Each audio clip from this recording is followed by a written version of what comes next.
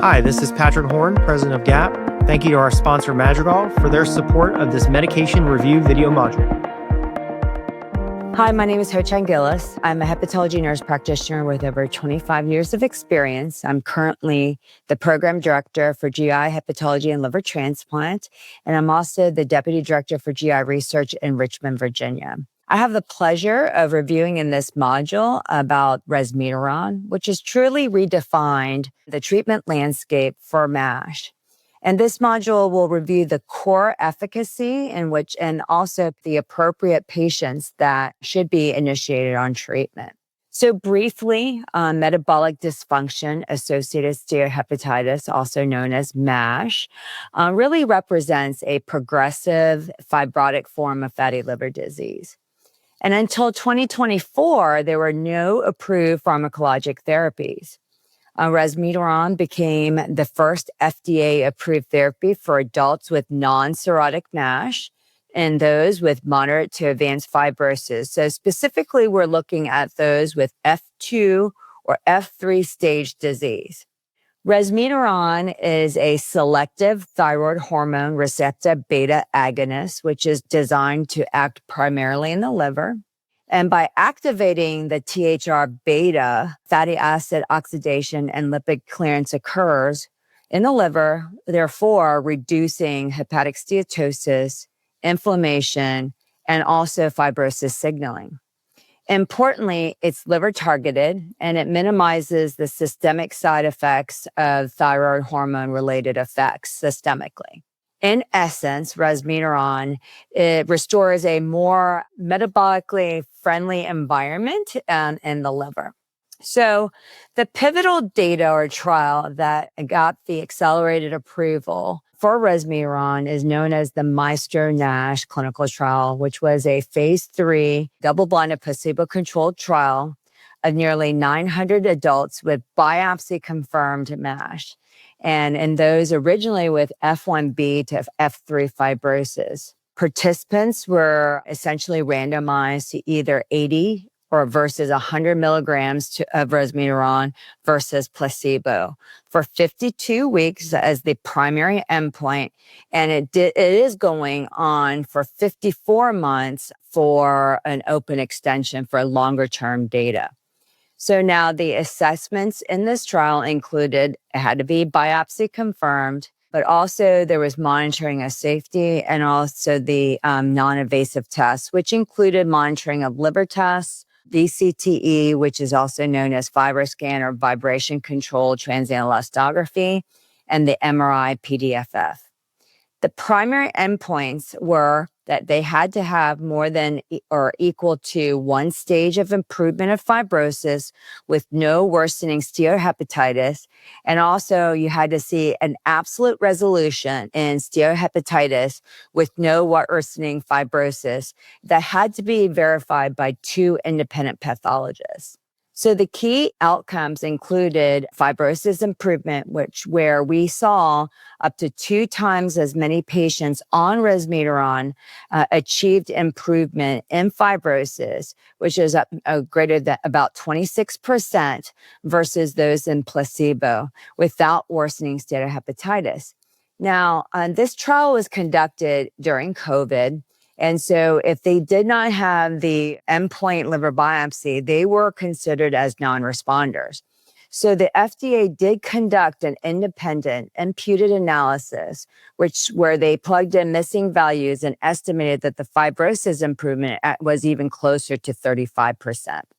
And then up to 3 times of patients in the resmetirom arms achieved a resolution of steatohepatitis, which means there was no partial response. They had to have complete resolution of steatohepatitis to count without worsening fibrosis. And up to 3 times of those in the treatment arms achieved resolution of steatohepatitis without worsening fibrosis, which was up to 30%.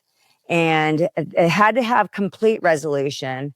And it was closer to 40% on the FDA imputed analysis. The primary adverse events were mild diarrhea and nausea, which tend to be self-limited. And there were events also similar to the placebo arm. Now, together with prior studies and the MAESTRO-NASH, this really established resmetirom as the first agent to achieve dual efficacy or histologic endpoints of, resolution of steatohepatitis and fibrosis regression.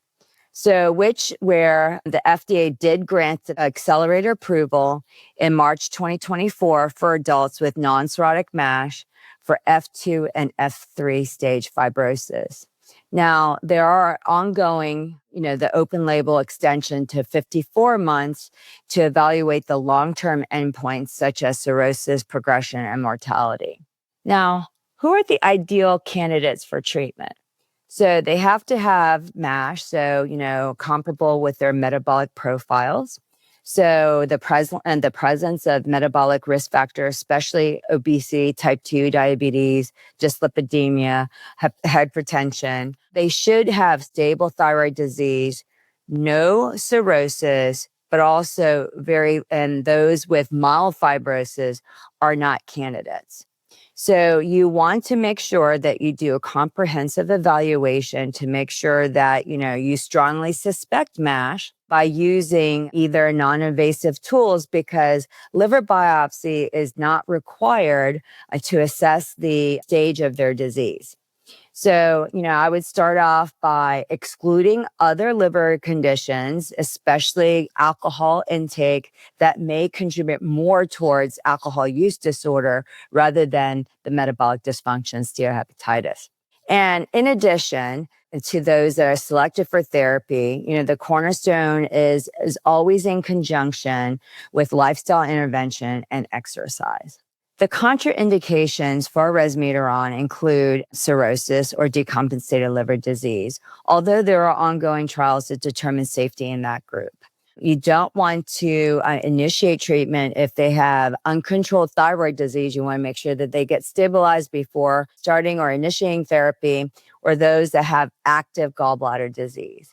And also, you want to make sure that you exclude other forms. Again, I think that's the most important point that I want to make sure, even though you have patients with, metabolic risk factors, you want to make sure that you exclude other concomitant liver disease.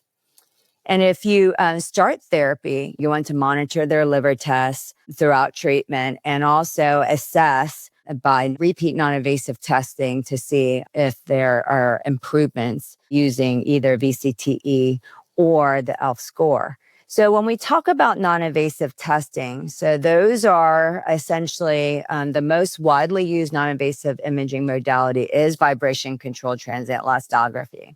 So those historically with low risk, you don't want, it's not indicated in those with F0, F1 disease.